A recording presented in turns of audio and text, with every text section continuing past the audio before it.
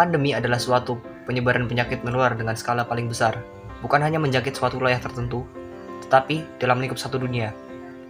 Kami di sini akan menceritakan tentang pandemi kolera yang merupakan salah satu pagebluk terbesar yang pernah terjadi dalam sejarah umat manusia.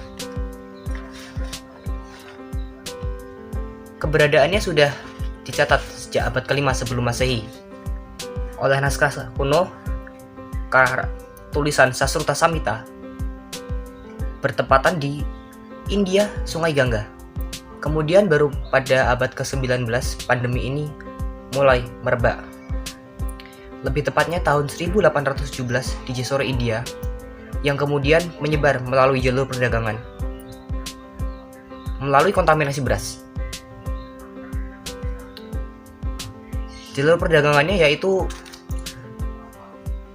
berupa dari Myanmar ke Sri Lanka, Thailand, Indonesia, kemudian Filipina, dan dari Thailand bercabang ke Cina, kemudian ke Jepang.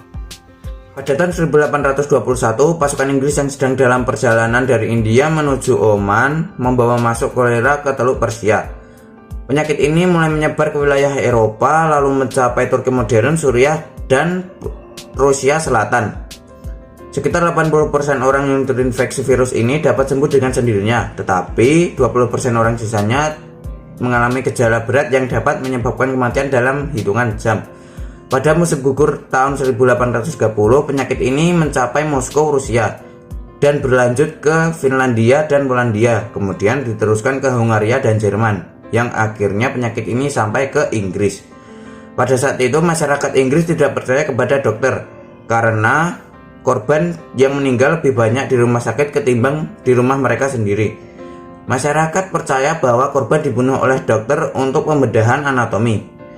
Seiring berjalannya waktu, Inggris bisa menerapkan karantina setelah mempelajari penyakit tersebut bertahun-tahun. Akhirnya Inggris bisa dinyatakan aman dari penyakit tersebut. Kolera disebabkan oleh infeksi bakteri Vibrio cholerae. Sumber penyebarannya berada di dalam air dan makanan yang terkontaminasi. Contoh jenis makanan yang dapat menjadi sarana penyebaran bakteri kolera adalah 1. Makanan laut, 2. Sayuran dan buah-buahan, dan yang ketiga, biji-bijian. Ketika bakteri kolera masuk ke dalam tubuh, bakteri akan berkembang biak di dalam usus kecil sehingga mengganggu pencernaan manusia.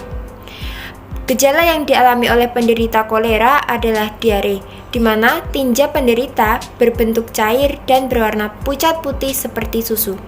Ketika penderita mengalami diare yang parah, penderita juga akan mengalami dehidrasi. Selain diare, penderita juga akan mengalami mual, muntah, serta kram perut. Gejala yang dialami oleh anak-anak akan lebih berat daripada gejala yang dialami oleh orang dewasa. Hal ini dikarenakan anak-anak lebih rentan terkena gula darah rendah, sehingga mengakibatkan kejang. Pengobatan kolera. Langkah utama penanganan penderita penyakit ini ialah pemberian larutan oralit.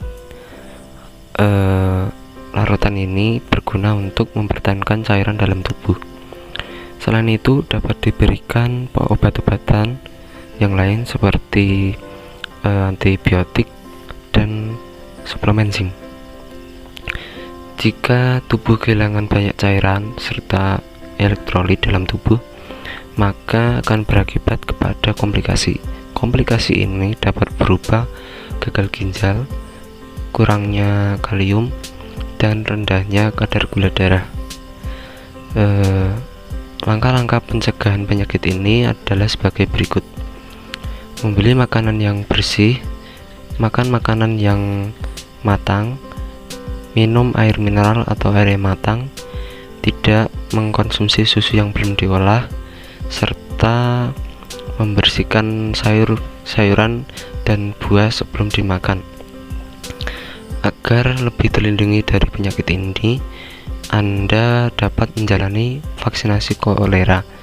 Vaksin ini diminum sebanyak 2 kali dengan jarak 7 hari sampai 6 minggu untuk memberikan perlindungan selama 2 tahun.